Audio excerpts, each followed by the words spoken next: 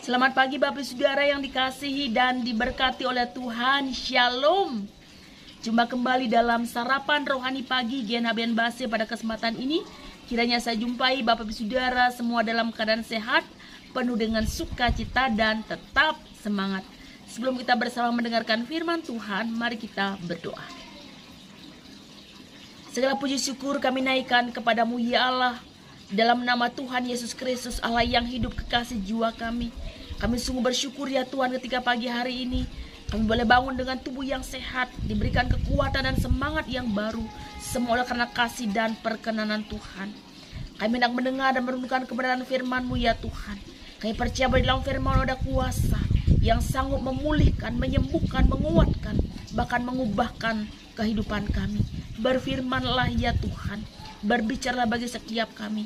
Di dalam nama Tuhan Yesus Kristus, Allah yang hidup, firman yang hidup, kami berdoa. Amin. Bapak Saudara yang dikasih dan diberkati oleh Tuhan, firman Tuhan hari ini Senin 11 Juli 2022 terambil dari dua pembacaan.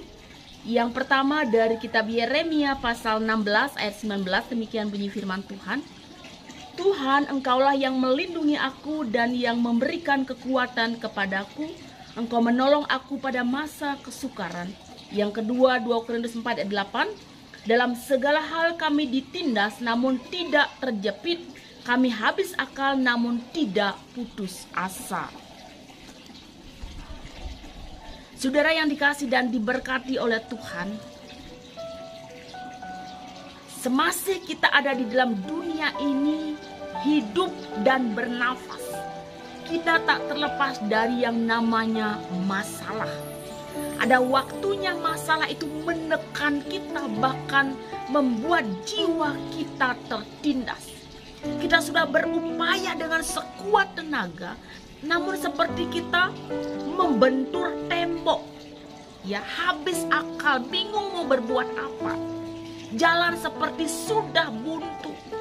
Sehingga kita mudah putus asa, menyerah, enggan untuk berjuang, tidak ada harapan dan tidak ada yang bisa dilakukan lagi.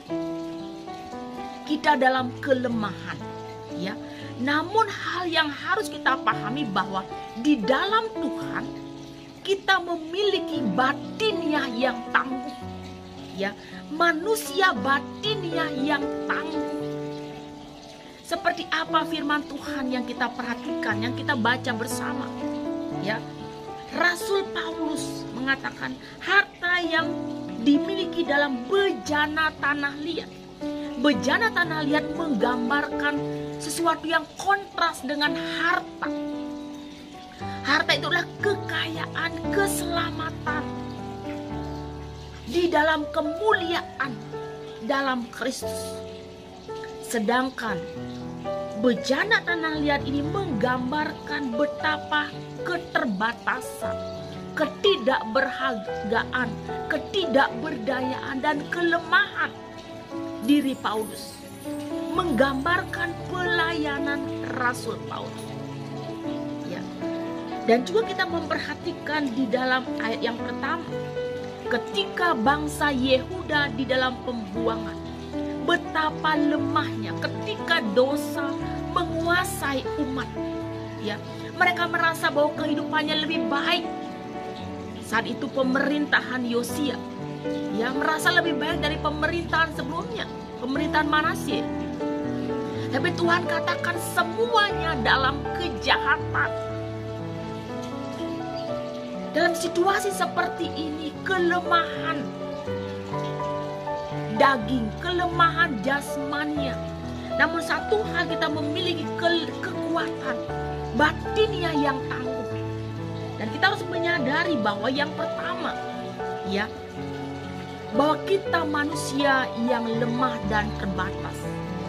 Rasul Paulus begitu menonjolkan kekuatan Allah yang melimpah atas dirinya.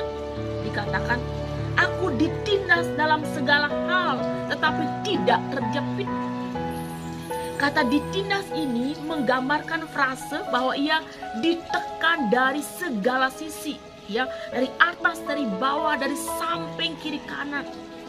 dari utara, timur, selatan, barat. Dari segala sisi Rasul Paulus ditekan, ya, namun ia tidak terjepit, habis akal tetapi tidak putus asa, ya. Aporea itu menunjukkan kebingungan dan ketidaktahuan. Sekalipun aku habis akal namun tidak putus asa, dianiaya, ya, ada sesuatu yang mengejar dan ingin membinasakannya, tetapi ia tidak pernah merasa sendirian.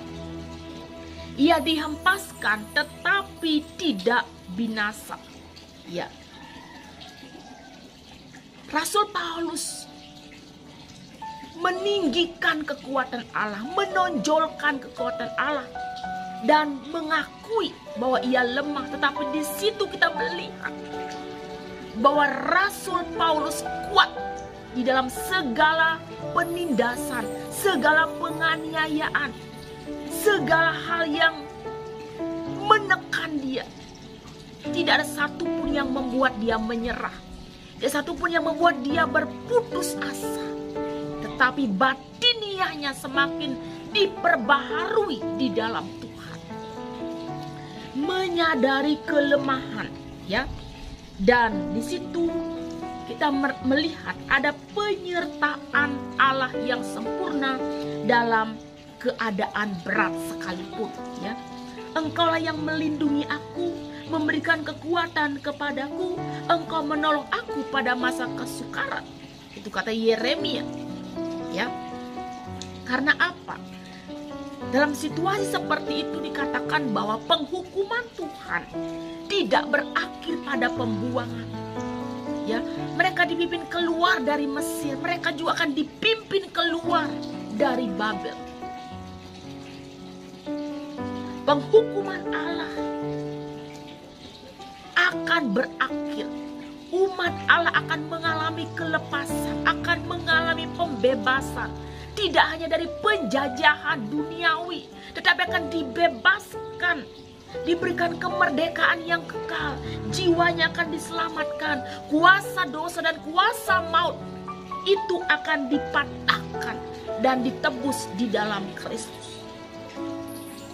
Mungkin yang menurut bangsa Yehuda, yang menurut bangsa Israel yang mengatakan, ya, bahwa Allah itu yang menuntut orang Israel keluar dari tanah Mesir. Dan nantinya akan dikatakan, yang akan dikenal, ia yang menuntun orang Israel keluar dari segala negeri kemana ia telah mencerai-beraikan mereka. Hukuman pembuangan bukan kata akhir, ya, bukan kata akhir dari segalanya.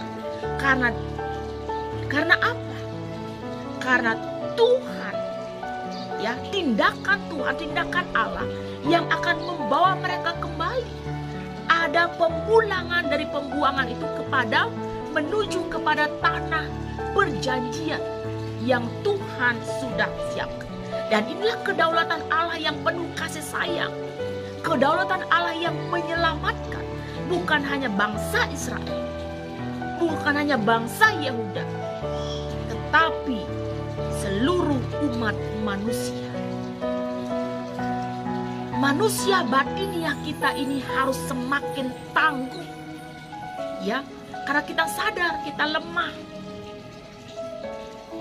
ya, kita mengakui kelemahan kita, tapi di situ kita melihat penyertaan Allah yang sempurna ketika kita ditindas, ketika kita dihina, ketika kita berada di bawah dalam situasi yang sulit, sangat sulit dan berat. Tuhan menyertai kita. Dan di situ kita melihat ada kedaulatan Allah yang penuh atas setiap umat manusia. Dan tidak pernah berakhir dan tidak akan pernah berakhir pada pembuangan.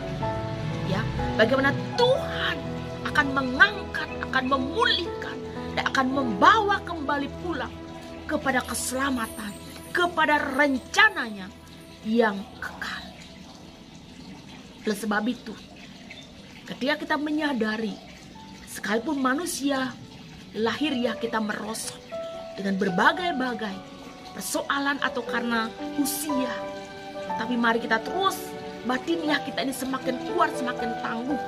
Karena penyertaan Allah itu sempurna dalam situasi yang sesulit sekalipun.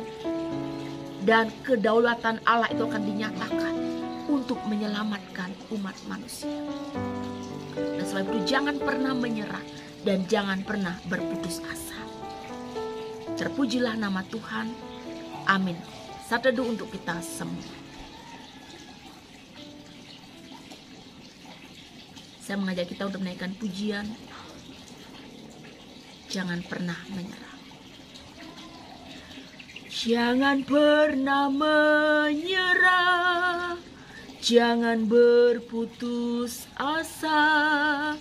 Mujizat Tuhan ada saat hati menyembah. Jangan pernah menyerah, jangan berputus asa.